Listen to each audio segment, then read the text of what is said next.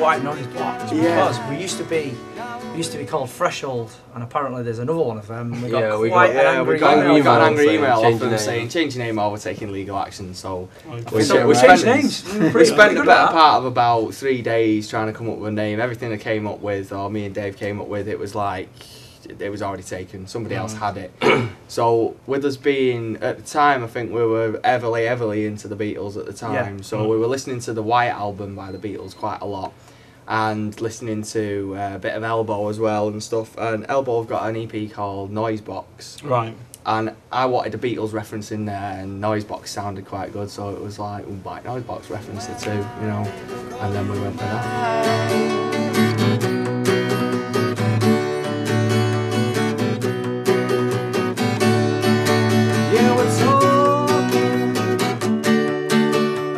So how did it leap forward to start writing your own music then?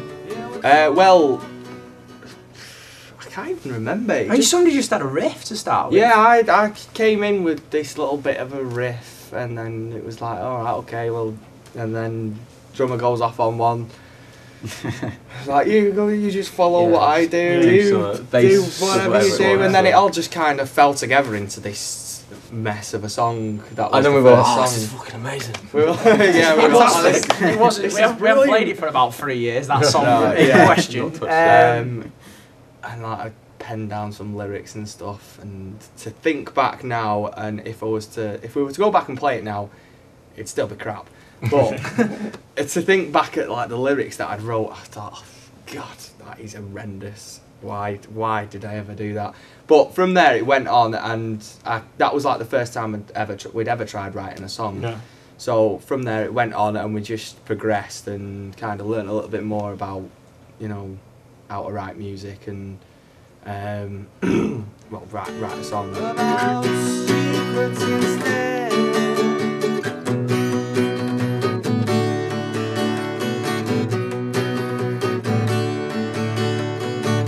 What's your sound now then? Now you know how to write music. What's the sound now? I was just going to What did you say? This indie rock, innit? Indie rock. I hate the word indie, but that's what it is.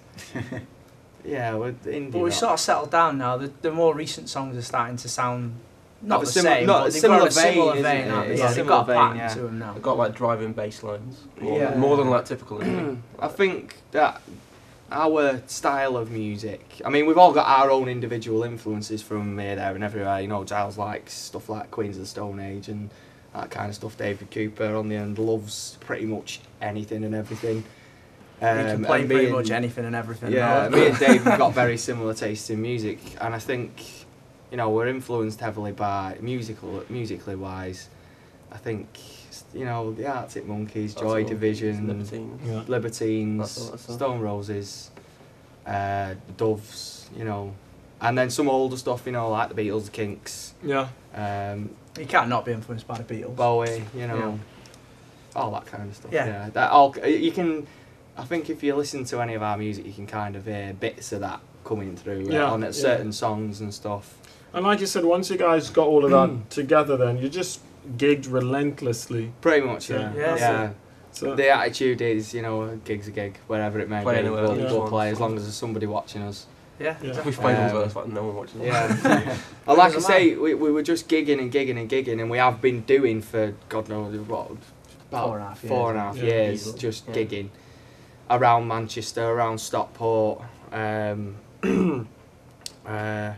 now it's only now we're kind of thinking, you know, we need to start looking at getting signed to a small record label in Manchester, or maybe get a manager who can kind of direct us, you know, to where to go next, rather than just relentlessly gigging, you know.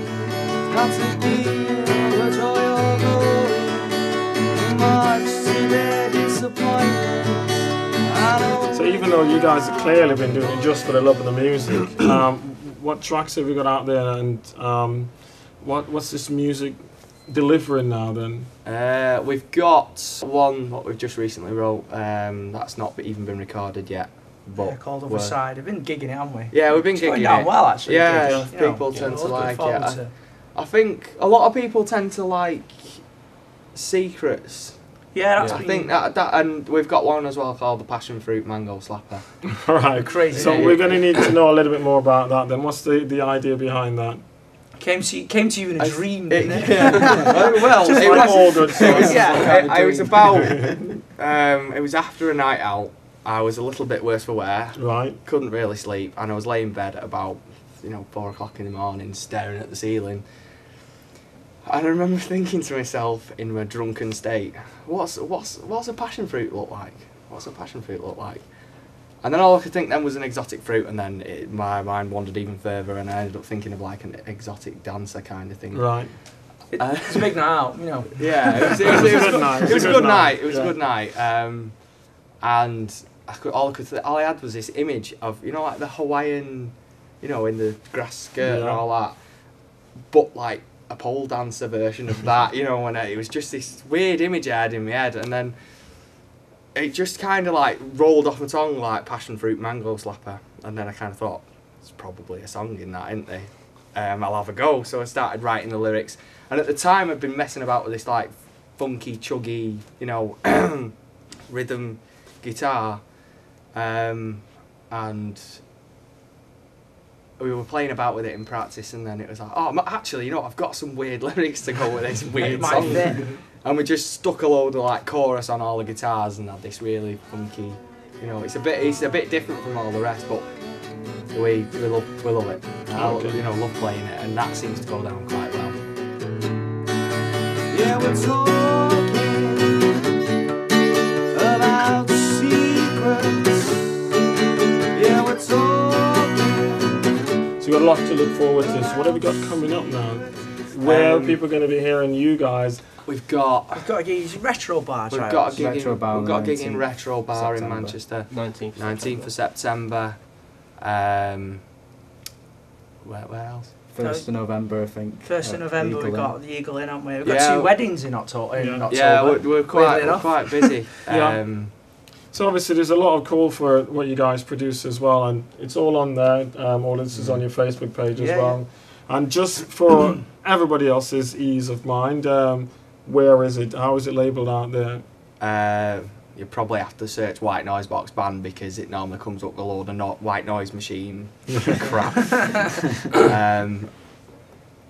You can get it on SoundCloud. If you just search White Noise Box Band, you'll be able to find all the links to our music, the SoundCloud, the Reverb Nation. And have we got it free to download at the moment? It is free to download. Yeah, it is all free to download. We've gone with the attitude that we want to give our music away for free. I think you can buy it on like Bandcamp if you want. Yeah, if you want to donate money to it. Yeah, if you're wanting to give us a bit of money, give us all of your money, please. We'll take it all.